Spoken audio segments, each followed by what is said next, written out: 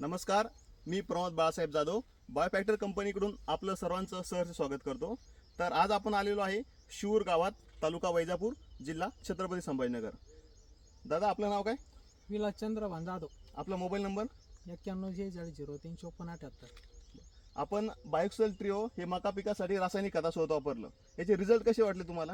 Result सांगायचे म्हणजे तर रिझल्ट 2 वर्षापासून हेच वापरतोय मी. आणि कांद्याला पण वापरलं आहे. कांद्याची टिकवण क्षमता पण चांगली आहे. आणि रिझल्ट जमीन पण भुसभुशीत करतं.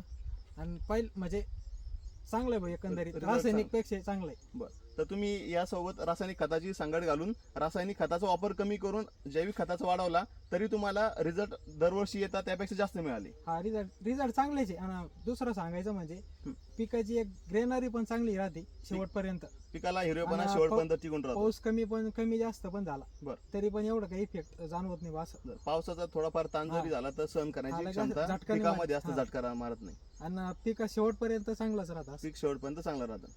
तर रासायनिक खतासोबत तुम्ही आपल्या कंपनीत जैविक खत वापरून समाधानी आहात का? समाधानी म्हणजे आता हेच वापरायचं काय मास, आता हेच वापरायचं. तुम्ही मागच्या 2 वर्षापासून वापरताय, म्हणजे अनुभव चांगला आला अनुभव चांगला आला. रासायनिक पेक्षा. बरं बरं. तर बाकी शेतकऱ्यांना काय सांगू शकता तुम्ही?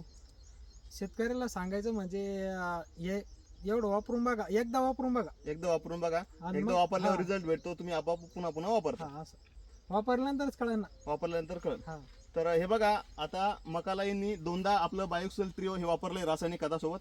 मकाही बघा किती सुंदर असे 2-2 कणीस फेकलेले आहे. आणि अद्रकीला पण टाकेले ना आपण. तुम्ही अद्रकला पण वापरलंय, दोनदा कांद्याला टाकेलं. वापरलंय. तुमच्याकडे असणारे सगळ्या पिकांसाठी तुम्ही ते वापरता. मी यंदा 10 बॅग घेतलेले. यावर्षी तुम्ही 10 बॅग वापरले.